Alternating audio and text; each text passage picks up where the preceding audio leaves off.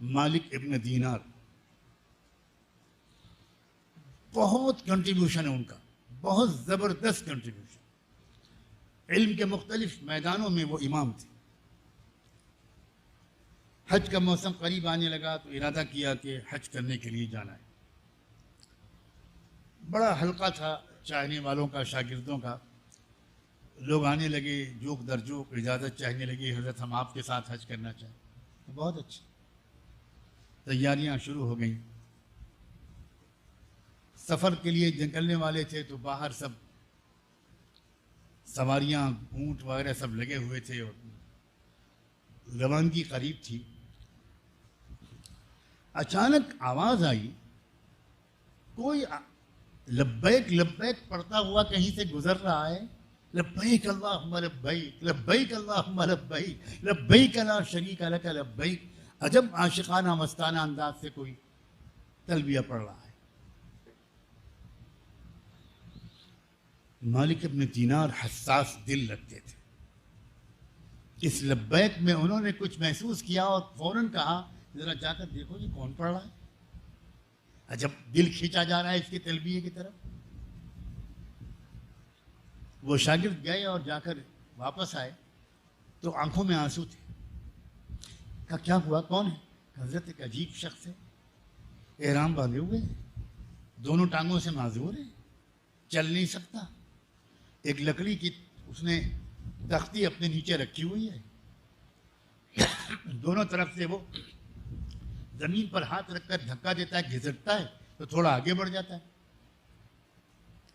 وہ یہی بس گھسٹتے ہوئے لبیک لبیک کہتے ہوئے مکے کی طرف جا رہا ہے۔ مالک ابن دینار نے کہا جلدی جا کر اس کو بلا کے بلا کے بلا کے بلا کے دوڑ کے گئے لوگوں کو، بھائی سنو باپ سنو، یہاں آپ نے مالک ابن دینار کا نام سنا ہے؟ ہاں ہاں، امام المسلمین، کیا بات، کب یہیں رہتے ہیں؟ انہوں نے ذرا تم کو بلایا ہے۔ اچھا، انہوں نے مجھے بلایا، مگر میں تو حج کے سفر میں جا رہا ہوں، تو پلٹ کر پیچھے کی طرف آنا یہ مجھے کیسا لگے گا؟ تو یہ بات ہے، اچھا تم یہیں رکو، ہم ان سے کہتے ہیں وہ یہیں آ جائیں گے۔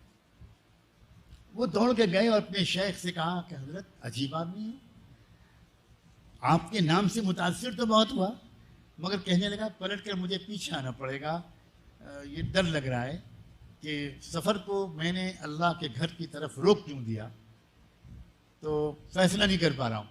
تو ہم لوگوں نے کہا کہ اچھا یہیں رکو۔ مالک ابن دینار نے کہا تم لوگوں نے بہت اچھا کیا، میں چلتا ہوں۔ وہ دوڑ کے گئے اس کے پاس، اس کو چوما، اس کی پیشانی چومی، وہ کہا سنو ابھی ہمارا قافلہ جائے گا، ہم لوگ کئی سواریوں پر ہوں گے، تم ہمارے ساتھ چلنا، اتنی زحمت و مشقت سے بچ جاؤ گے، تو اونٹ پر سوار ہو کر اطمینان سے کھاتے پیتے چلیں گے، چلنا۔ وہ ٹکٹکی باندھ کے امام مالک ابن دینار کو دیکھنے لگا۔ حضرت مالک ابن دینار نے کہا کہ بیٹا کیا ہوا، کیا سوچ رہے ہو؟ کیا نے کہا حضرت آپ کے علم کا تو میں نے بہت شہرا سنا تھا، اور یہ تو بات آپ جو فرما رہے ہیں یہ تو میرے حلق سے نہیں اتر رہی۔ کبھی کسی مجرم کو آپ نے عدالت میں معافی کی درخواست کے لیے سواریوں پر کھاتے پیتے مستی کے ساتھ جاتے ہوئے دیکھا ہے؟ اس طرح آپ حضرات جائیے، یہ آپ کا مقام ہے۔ مجھ مجرم کو تو گھسٹتے ہوئے لبیک پڑھتے ہوئے مکے جانے دیجئے، اچھا جزاک اللہ، شکریہ، اور پھر چل پڑا لبیک اللہم لبیک۔ مالک ابن دینار ہچکیوں سے رونے لگے اور کہنے لگے اس سال کے حج میں ضرور شریک ہونا ہے، اگر اس سال کے حجاج کا حج قبول ہوا تو میری شاگردوں سن لو، وہ اسی کی وجہ سے قبول ہوگا۔ چلو، چنانچہ یہ قافلہ بھی چلا۔ اب عرفات میں تو وقت کم ہوتا ہے، کسی کو ڈھونڈنے کا موقع نہیں ہوتا۔ عرفات گزر گیا، مینا پہنچ گئے۔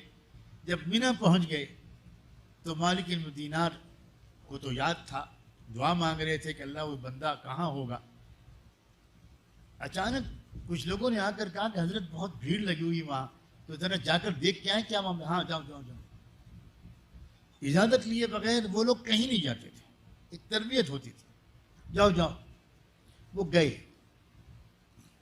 اور دوڑ کے آئے واپس اور کہا حضرت وہی نوجوان لڑکا ہے، وہی دعا مانگ رہا ہے عجیب طریقے سے، کنکریاں مان لی اس نے تینوں جمرات کی، اب وہ دعا مانگ رہا ہے، اور وہاں اس کی دعا سن کر بھیڑ لگ گئی۔ امام مالک نے کہا چلو میں بھی چلتا ہوں، پہنچے اس کی دعا میں جا کر کھڑے ہو کر آمین کہنے لگے۔ کیا مانگ رہا تھا وہ دعا؟ وہ کہہ رہا تھا اللہ مجھ غریب انسان معذور اپاہج کو آپ نے عرفات پہنچا دیا، اس پہ کوئی خرچ نہیں ہوا، آ گیا، اللہ نے راستے میں آپ نے کچھ کھلا پلا بھی دیا، عرفات سے منی بھی آ گیا اور کنکریاں مار لیں، مزدلفہ بھی آ گیا، مزدلفہ سے منی بھی آ گیا، منی میں کنکریاں بھی مار لیں اور کوئی خرچ نہیں ہوا، اب قربانی کا مسئلہ ہے اور قربانی کا جانور تو بغیر قیمت کے نہیں ملتا، اللہ میں تو آپ کا غریب اور مفلس بندہ ہوں، میں کہاں سے خریدوں؟ اللہ ایک شکل اور ہے، میں اپنی جان کی قربانی پیش کرتا ہوں، اس پہ تو کچھ پیسے خرچ نہیں ہوں گے، اللہ آپ کو آپ کی رحمت کا واسطہ، جو رحمت آپ کو مجھے یہاں گھسٹنے کے باوجود پہنچانے میں کامیاب ہو گئی، اس رحمت کا واسطہ دیتے ہوں، اللہ میری جان کی قربانی قبول کر لیجئے تاکہ میرا حج ادھورا نہ رہ جائے۔ بس یہ کہتا رہا، مانگتا رہا، کہتا رہا، اور اچانک آسمان کی طرف دیکھا اور کلمہ پڑھا اور انتقال ہو گیا۔ مالک ابن دینار نے کہا اس رب کی قسم جس کی طرف رہبری محمد رسول اللہ نے کی، اس سال سارے حاجیوں کی مغفرت اس کے طفیل ہوئی۔